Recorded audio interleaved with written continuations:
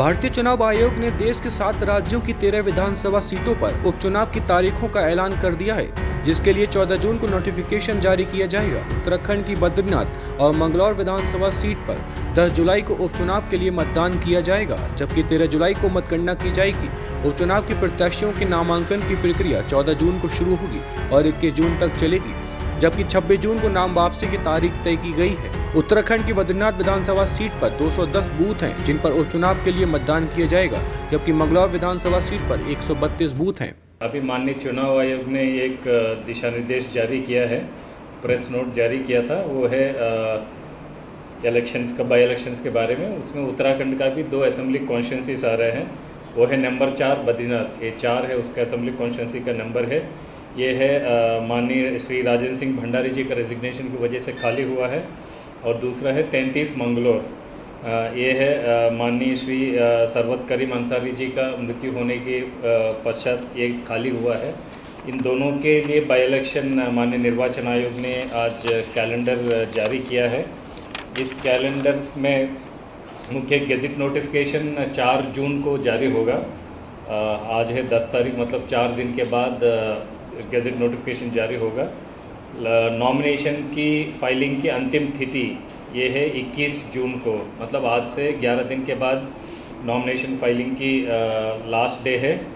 और scrutiny, nomination की scrutiny है 24 जून तारीख को है नॉमिनेशन की स्क्रूटनी।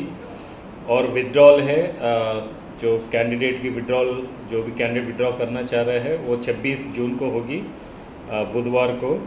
और डेट ऑफ पोल होगी 10 जुलाई को, ये है वेडनेसडे को होगी, बुधवार को ये भी 10 जुलाई को। और काउंटिंग होगी 13 जुलाई को, शनिवार को, 13 जुलाई शनिवार को काउंटिंग होगी।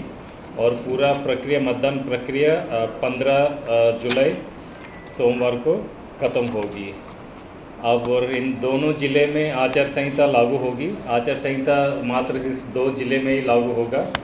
और जो ट्रांसफ़र पोस्टिंग जहाँ तक संबंधित है वो उस असेंबली कॉन्स्टिट्यूंसी के अधिकारियों के ऊपर लागू होगा।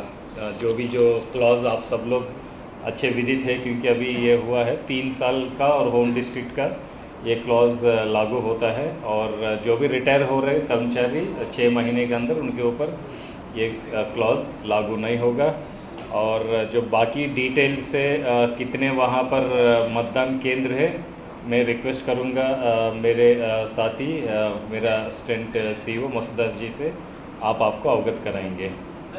वहीं कांग्रेस प्रवक्ता गरिमा दसौनी का कहना है कि उपचुनावों के लिए हम तैयार हैं और कांग्रेस आने वाले उपचुनावों में दोनों सीटों पर विजय प्राप्त करने जा रही है। हम तो लगातार मुलाकात कर रहे थे, यहाँ मुख्य निर्वाचन आयोग से भी हमने मुलाकात करी कि जो गतिमान चुनाव हैं 7 चरणों के लोकसभा के, उसी के अंदर मंगलौर और विधानसभा, बद्रीनाथ विधानसभा को भी समायोजन करने का कष्ट करें। लेकिन दिक्कत उसमें मंगलौर में वो मामला सब जुडिस था और बद्रीनाथ को खाली हुए कुछ ही टाइम हुआ था। लेकिन इस बात का मुझे पूरा विश्वास है कि कोई छोटे मोटे मार्जिन से नहीं, हम दोनों सीट बड़े मार्जिन से जीतेंगे, क्योंकि हमने देखा 2022 का जो विधानसभा चुनाव था उसको बहुत कम मार्जिन से हारे थे भाई काजी निजामुद्दीन, और इस वक्त तो उनकी लोकप्रियता में और भी इजाफा हुआ है। मंगलौर की जनता उन्हें बहुत पसंद करती है, तो वो वहाँ से भारी जीत दर्ज कराएंगे। वहीं बद्रीनाथ विधानसभा की अगर मैं बात करूँ तो अंदरूनी भाजपा में बहुत ज़्यादा वहाँ सिर फुटव्वल है, नूरा कुश्ती है।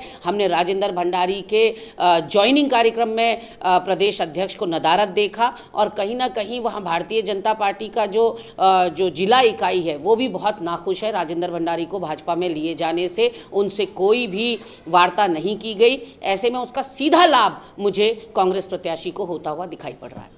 वहीं दूसरी ओर भाजपा विधायक विनोद चमोली भी जीत की हुंकार भरते दिख रहे हैं। भाजपा विधायक का कहना है कि भाजपा दोनों सीटों पर जीत हासिल करेगी, क्योंकि अक्सर ये देखा गया है कि उपचुनावों में जनता का भरोसा प्रदेश में बैठी सरकार पर ही होता है। मुझे जो लगता है कि दोनों सीटें भारतीय जनता पार्टी जीतने जा रही है, क्योंकि उपचुनाव में लगभग लोगों का मत सरकार की तरफ जाता ही जाता है। और बद्रीनाथ सीट पर हम पहले से ही स्ट्रांग हैं, इस सीट को भी हम निकालने की स्थिति में हैं। तो 2 विधायकों का इजाफा विधानसभा के अंदर भाजपा को और होने जा रहा है। मैं इस रूप में इसको देखता हूँ। डाउनलोड करें देवभूमि इनसाइडर।